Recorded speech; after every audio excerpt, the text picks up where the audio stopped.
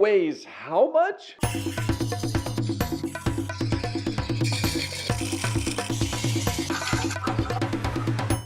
Hi, I'm Kent and welcome to Turn a Wood Bowl. Today we are going to weigh a turning. I'm going to weigh the bowl blank before and after it's turned, and you might be surprised at what this bowl weighs after it's done. Now, obviously I'm going to try to turn this as thin as possible. This might be a little less practical. This might be more for fun, just to see what we come up with. But it will be a bowl when we're done, one way or the other.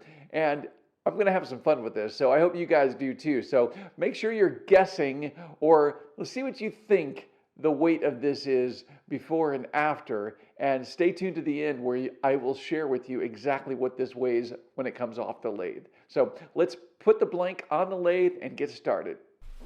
Actually, before I head to the lathe, let's weigh this.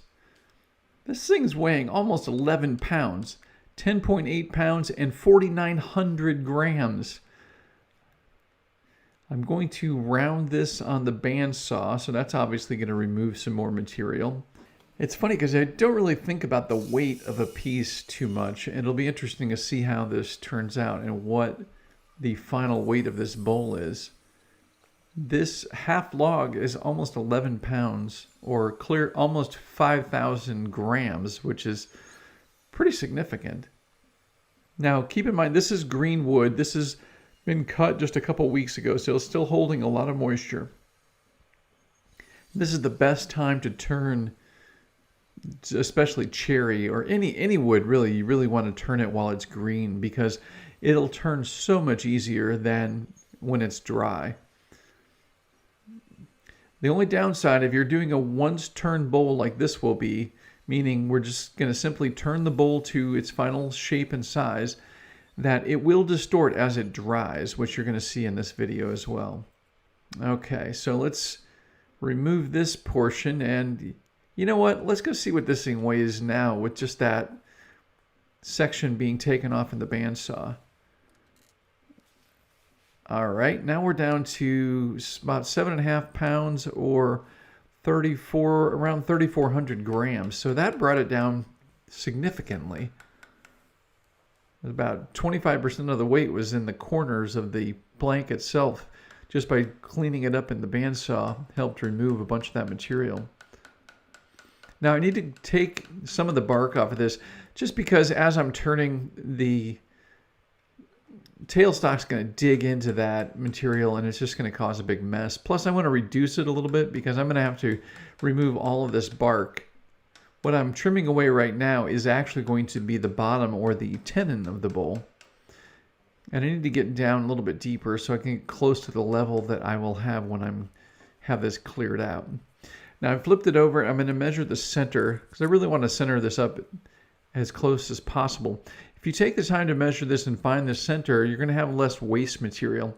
Think about it. If you have a perfect circle and you put that circle on the lathe just 1/4 of an inch off, or say 5 centimeters off one way or the other, all of a sudden now your bowl blank is going to be 10 centimeters or a 1/2 inch smaller than it would have been if you'd taken the time to center it. So take a little time and find the center and get that established so you're not wasting too much material. Now, obviously the bowl blank's not perfectly round, but we don't want to be taking off a big chunk on one side and a little bit on another side. First thing I'm going to do is I'm going to get in here and I'm going to take away this bark layer on top and get down to the material underneath so that we can start shaping this bowl. You can see how smooth this cuts. This is black cherry. Black cherry is obviously a fruit tree. Fruit and nut trees are the best for turning, and if you can turn them while they're wet or when they're green, they're quite pleasurable to turn because it's very little effort to turn. You obviously need to have sharp tools. You always need sharp tools, but they will actually stay sharper much longer as well.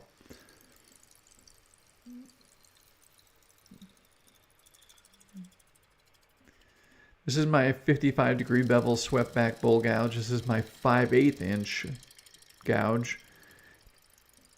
I'm rotating the flute in the direction of the cut, and I'm rounding the side bottom of the bowl. It's looking pretty good. We still have some bark layer there. I want to keep moving that tool rest up so I've got good support as I go.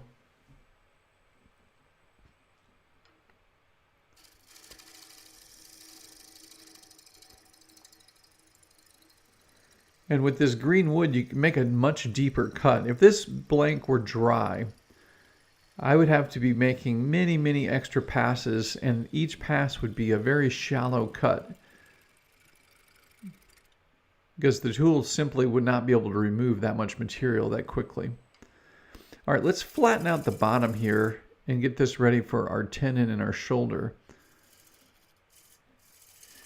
Now, I've got a little bit extra material right at the tailstock, and I'm going to need to chisel that away because it's going to be too deep for inside the four-jaw chuck, and what'll happen is that is going to not allow the tenon to seat properly in the bottom of the four-jaw chuck. So I need to take this little section out of there. I'm just going to pop this off the lathe real quick, and I'm going to chisel that off. Now, you don't want to just drive the chisel through in one direction because it's going to make a big divot. So you see I flipped it around, and I'm going to match up the headstock the way it was initially, and then I'm going to bring the tailstock up and try to get it as centered as close to possible where it was just a second ago. All right. That way we have a nice flat bottom to this tenon. And I'm going to level this out just to make sure it's nice and smooth. This is my 1/2 inch 55-degree bevel swept-back bull gouge. Now I'm going to use my dividers to mark the size of the tenon that I'm going to be using. Then we'll cut the tenon and the shoulder for the tenon.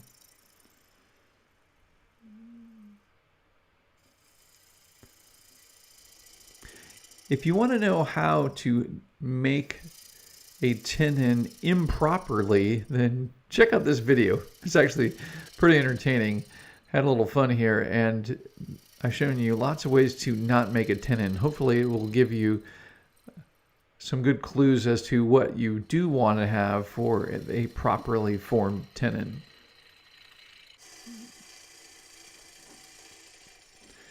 Now I'm showing you the profile here so you can see that what we're doing is we're shaping this bowl. So I'm looking at the top edge of the bowl as I'm cutting. I'm looking at the profile, making sure I'm getting the shape that I want. There's a squared off section at the bottom of this bowl, and I still have a big section at the top that's got to be smoothed out. There's a knot in the side of this that might become an issue. I need to be aware of that. But I want to take care of that little corner right there. I want this bowl to have a nice flowing curve to it. I don't want there to be any hard edges like that. So I'm using a quick pull cut to rough out the shape of the bottom of this bowl. I'm cleaning up the foot, which will become the foot. That's actually the shoulder right now for the tenon, but that's going to become the foot of the bowl. At this point, I'm just trying to see the curve, and from my vantage point, I'm looking across the top of the bowl at the top edge of the profile, kind of what you are seeing right here at the top of the screen, or the top of the bowl, rather. I still have to get down a little bit deeper to remove some material at the rim of the bowl. So I just made a push cut. Now I'm making pull cuts to get that high spot out. This is kind of a pull scrape cut. You can see how that curve is starting to come together and is nice and fluid. I need to address this top edge now. So it's not even at the very top, so that needs to be dealt with. And the sides are pretty thick. So I'm going to get some of this material down here. This is my 1/2 inch bull gouge. Now I'm just going to try to take this down to figure out where the top of the rim will be. And clean that up just a little bit with a scraping cut. And let me look at it here. We got some rough spots. There's some pith area that's not good. That's a pretty big pith area in there. I'm going to take this down a bit. I don't want to include that because that's going to become a big crack area that can cause some issues. So I'm going to take the top rim down a little bit. I kind of wish I had found a blank that didn't have that pith in it, because I don't want you guys thinking I'm just removing material to make this thing lighter. I obviously just don't want that crack to be up in the rim of the bowl. Still an issue there.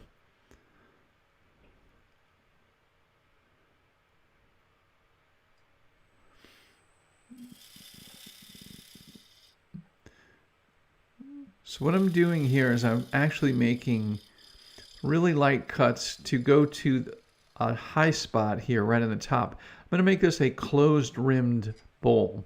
What that means is the top rim is narrower than the widest point of the bowl. The widest point of the bowl is going to be that top peak that you're seeing there. It's not far from the rim, but that area is wider than the rim. So I'm making very light cuts with the supported grain direction. And it might seem odd because I changed directions here, but that's actually the supported grain direction. If you're having any kind of difficulties understanding which direction you should be cutting with the bowl gouge, then you're going to really want to check out this video. So I'm using scraping and shear scraping cuts. The scraping cut is the tool is held more horizontal. The shear scrape, the tool is held almost at a 45-degree angle. And what I'm doing is I'm just taking down that high spot.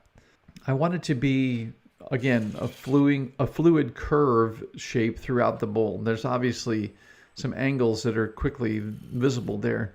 So what I'm doing is I'm just shaving that area down and gently making it curve so that it looks more fluid than it currently does.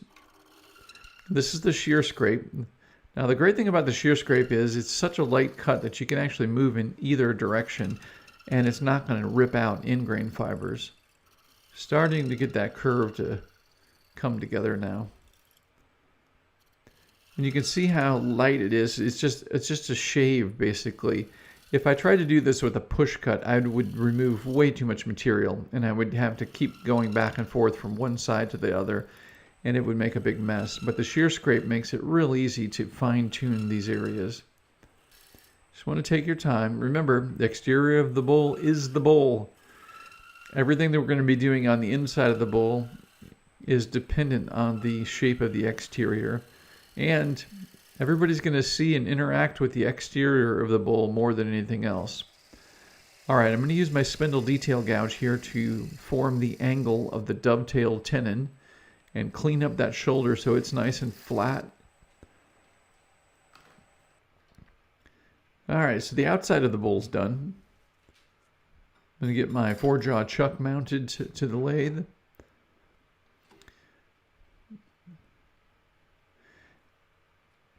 And for the initial turning of this, I'm going to bring the tailstock up. That's just going to give me some added support.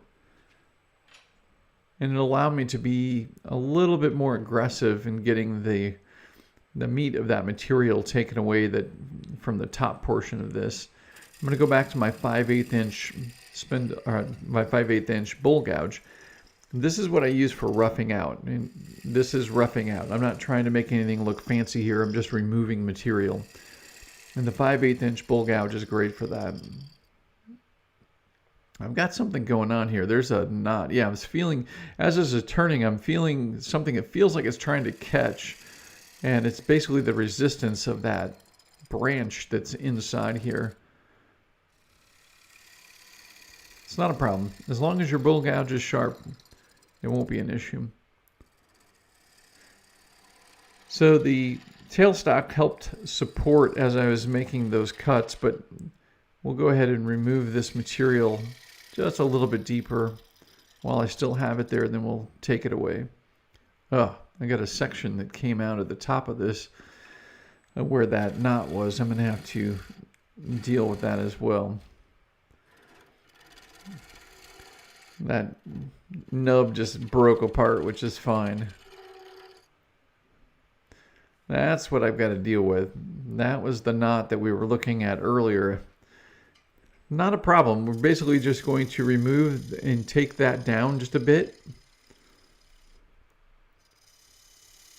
Hopefully this shows you guys that you don't have to give up on a bowl blank like this. If it's got a flaw like that, it's not that big of a deal.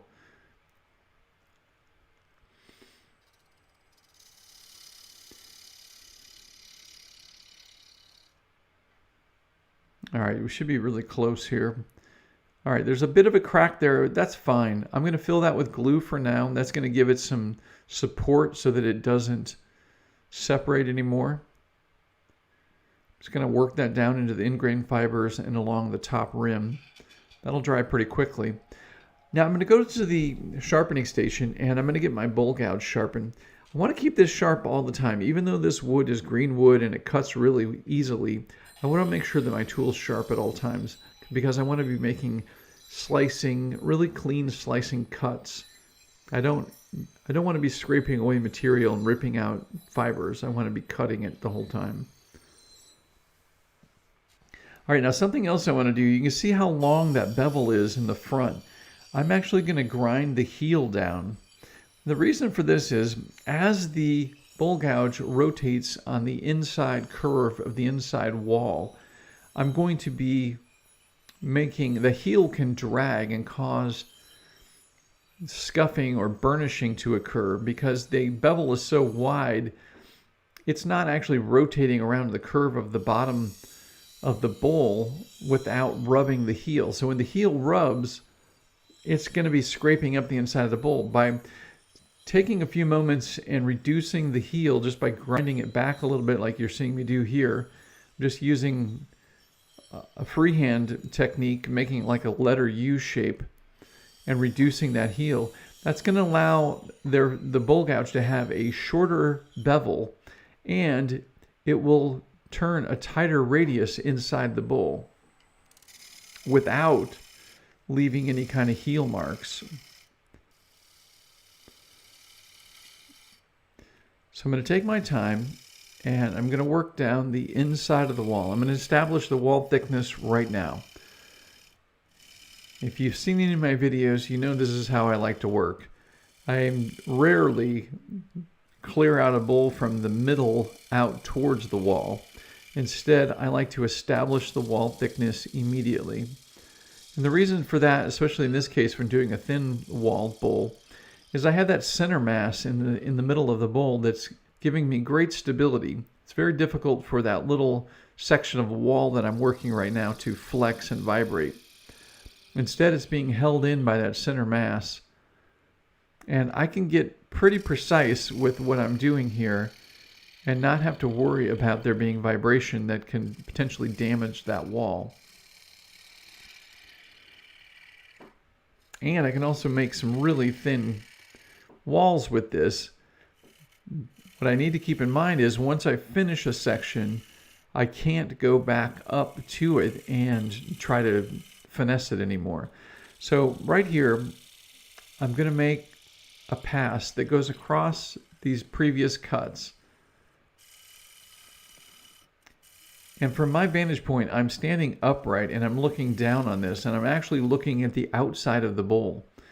The reason I'm looking at the outside of the bowl is I'm gauging how deep my gouge is inside the bowl, and I want to make sure that I don't push through that outside wall.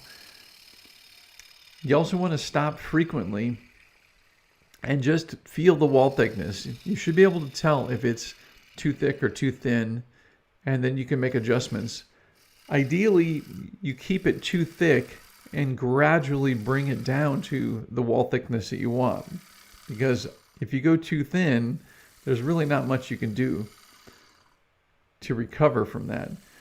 When I get close to the wall thickness here, I start making very light cuts with the flute almost completely open, as you can see here.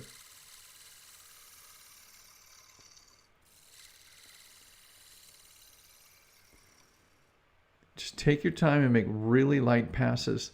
Stop and check. Okay, I can feel it's thicker there, so I'm going to go and I'm just going to let the bevel rub just a little bit, slowly raise the handle, and make a very light pass.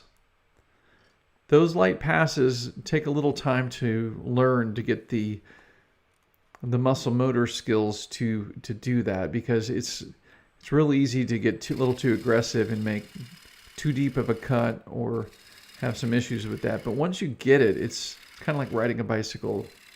It's not super complicated. Now, I will not return to the top rim at this point. That top rim is starting to move a bit because it's very thin, it's wet wood, and it's not supported anymore. I don't have the center mass all the way up to the top rim. I'm slowly bringing that center mass down into the bottom of the bowl. Just work along, take a small section at a time and make it match the previous wall thickness, and then you have a continuous, evenly thick wall all the way through the bowl.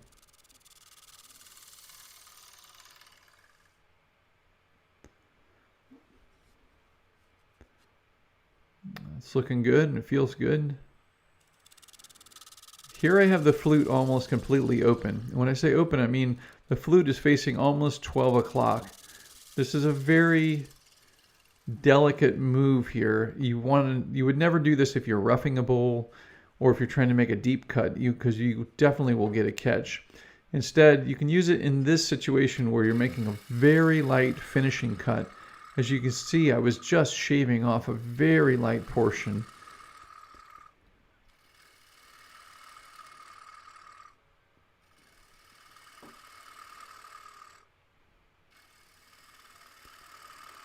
It'll take that center mass down just a bit. Now the closed rimmed edge on this, it's one of the ways you can tell if you have a closed rim bowl, is it will hold all your shavings. If that rim is just a little bit narrower than the widest part of the bowl, it will hold the shavings. And in this case, you can see that it's obviously a closed rim bowl because it's getting filled up with shavings. And you want to get those out of the way because they can cause problems. So stop periodically and remove those so that they're not interfering with your cut. You can see how they were all bunched up there along the rim. Okay, I've got a knot. That's the knot that we encountered on the outside. You can feel that as you're turning. It feels like there's something that wants to catch, but it's simply resistance. You're turning relatively lightweight, moist wood, and then there's a dense area. So every time it's hitting that dense area, it grabs the tool just a little bit. It's not really a catch, but it makes itself present, or it makes its presence known. You feel it when you're turning it. There's nothing wrong with it. Again, you want to make sure that tool's sharp. You can see when I start this pass, what I'm doing is I'm merging some cuts together, and I just let the bevel rub to set the location of the bowl gouge. Let's see here again. Just letting the bevel rub, and I lift the handle just a hair until the cutting edge engages, and I make a really light pass to shave that material down to get it to the right wall thickness. With that section complete, I will remove some more of that center mass and work right down the inside of the bowl.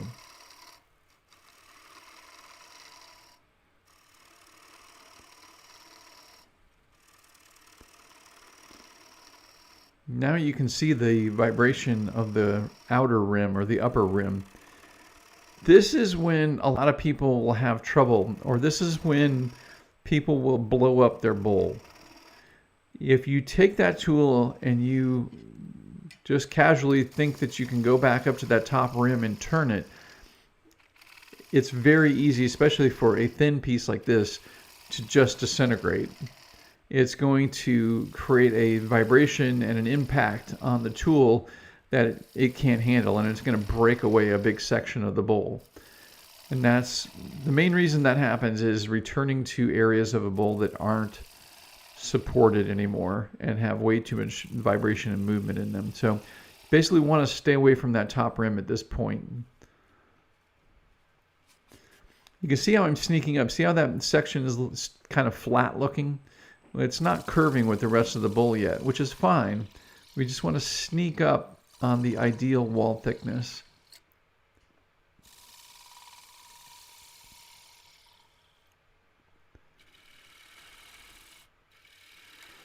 Okay, so our center mass is pretty much gone.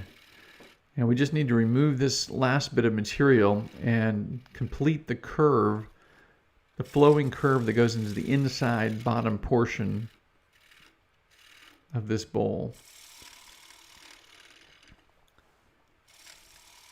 I know I'm going to be curious to see how much this weighs when we're done, because it's relatively light. The walls are very thin. Still a little thick there. You can feel just a touch of extra thickness, which is good because we want to just sneak up on that. So I'm going to rub the bevel and gently start cutting. You can see the thickness of those shavings. They are not big shavings.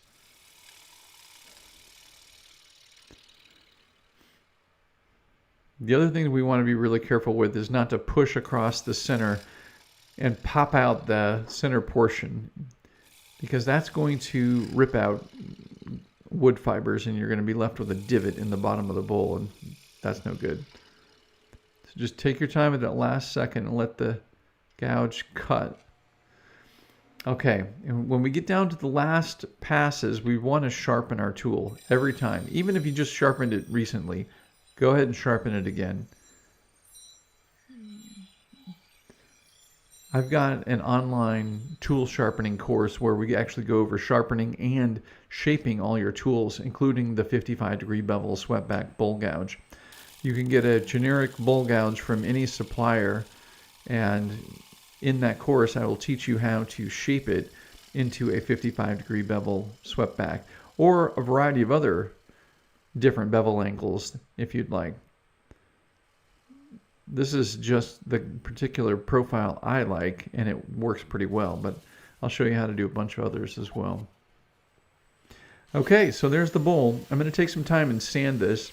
I can sand the exterior with the lathe running, and I can do the same with the interior. I want to take some time with the lathe off and look for any tool marks or textures or anything going against the grain. I want to take the time and sand those out. I'm actually going to use my hand on the back side of added support because this is pretty thin. And even though this piece was green and wet, it dries very quickly because we've basically left no place for the water or the moisture to hide. This wood is so thin that it's evaporating from the bowl rapidly. And this bowl will dry completely very quickly. I'm going to sand through all the grits, and I'm going to get this down to 360 grit. And then I'm going to go ahead and take the foot off of this. I'm going to use my jam chuck. I really like using the jam chucks. I have used vacuum chucks in the past. I've found a lot of the blanks that I use will have different imperfections in them. For instance, that knot that you're seeing in the bottom of this bowl, that actually will not allow there to be a vacuum, and it'll basically just pull air right through it. So I wouldn't be able to use a vacuum on it. And I found that the vacuum chuck basically is pretty persnickety. You got to have a perfect blank, and it's got to be relatively thick wood in order for it to hold a vacuum. So I kind of shy away from it. The jam chuck just works so well. And I have a video all about how to make your own jam chucks. You might want to check that out.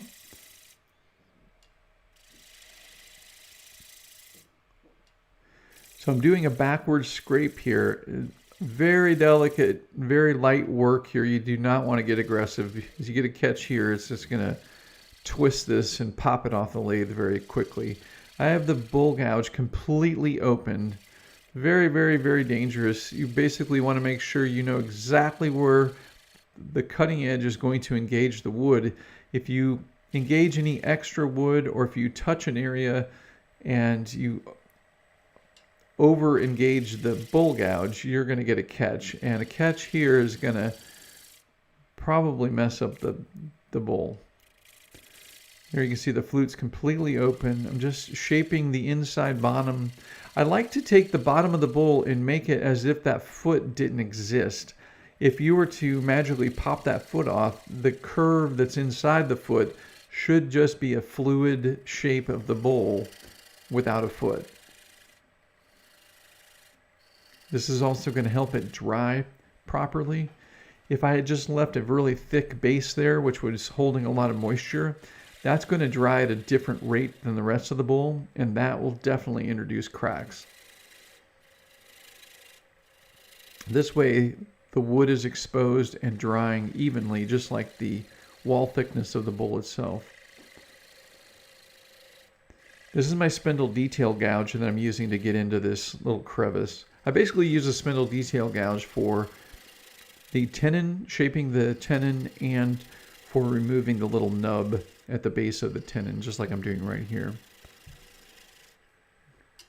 Now you can stop at any point here and simply cut that nub off and then sand the area around it. I like to turn it off as much as possible. I'll still have to do a little bit of sanding, but I like to shape all of that and bring it right down to a very small piece and then pop it off. And the way I do that is I apply forward pressure, turn the lathe off, and then apply a little more pressure, and it'll cut right through those fibers. All right, so there's our bowl. Let's go weigh this. Holy cow, look at that. 1/3 pound and 136 grams. 0.30 pounds and 136 grams. We're not done yet though. Let's sand this. And I've got to apply some finish to that, so that might actually increase the weight just a little bit. But this is tried and true Danish oil, which is 100% boiled linseed oil. And it needs to be applied very thin. The instructions basically explain that if you see finish on the wood, you have enough there. So you do not want any excess here, any excess finish on this. And then you need to wipe it down completely after about 10 to 15 minutes and get any excess off of there. Any thick areas or excessive areas will kind of gum up, and you really don't want that. I like the Danish oil look here. Now, it's a little shiny right now, but as that dries, it kind of works its way into the wood itself. All right, and there it is buffed out. It's a beautiful bowl. I love turning black cherry. It's absolutely gorgeous. Very, very thin walls, incredibly lightweight. Look at the wood grains, and that knot is such a great feature in there, even though it was kind of giving me a little bit of issue while we were turning.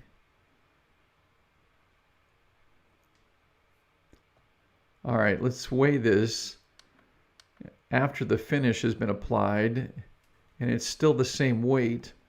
Look at all of the material that was removed from that bowl. All right, so let's come back after a day and weigh this again and see what happened. Holy cow, now we're at 0.23 pounds and 108 grams.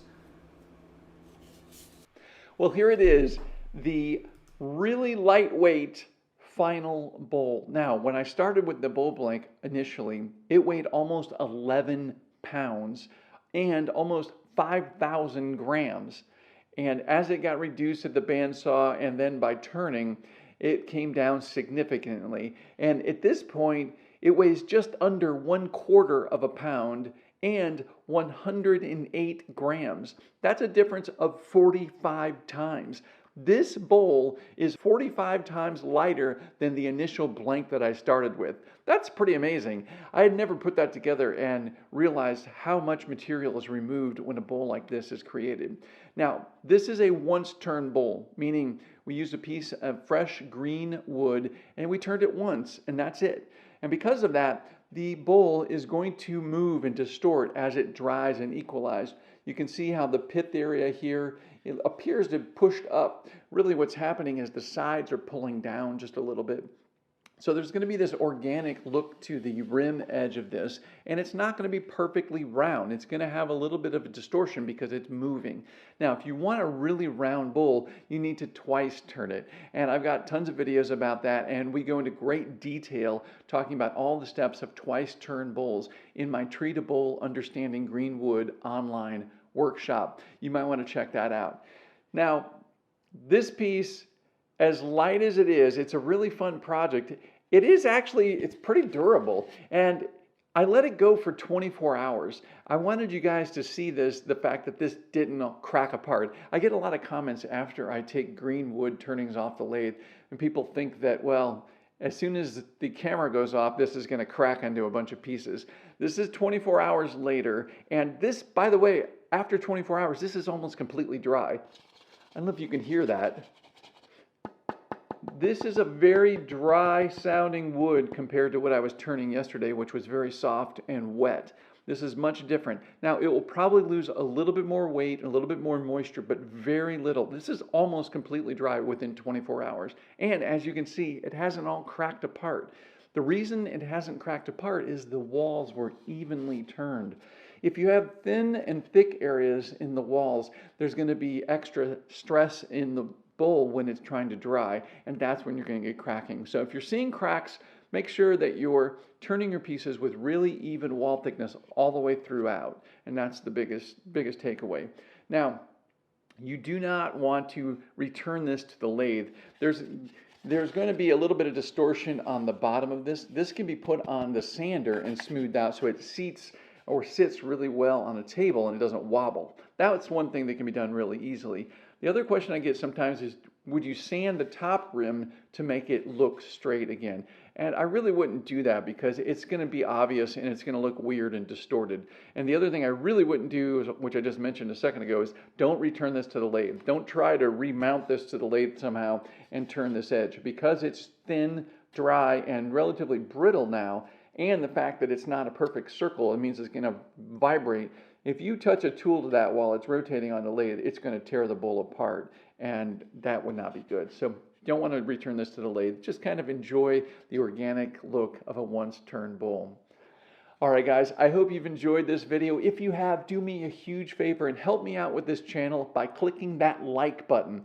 And if you're not already subscribing, please subscribe to this channel. I've got a ton of great videos coming your way that you're not going to want to miss. So click that subscribe button right after you get done clicking that like button. Thank you. And if you haven't already, check out my website, turnawoodbowl.com. Over there, I've got everything you want to know all about turning wood bowls. Yep, you got it. All right, guys, thank you so much for watching. And as always, until next time, happy turning.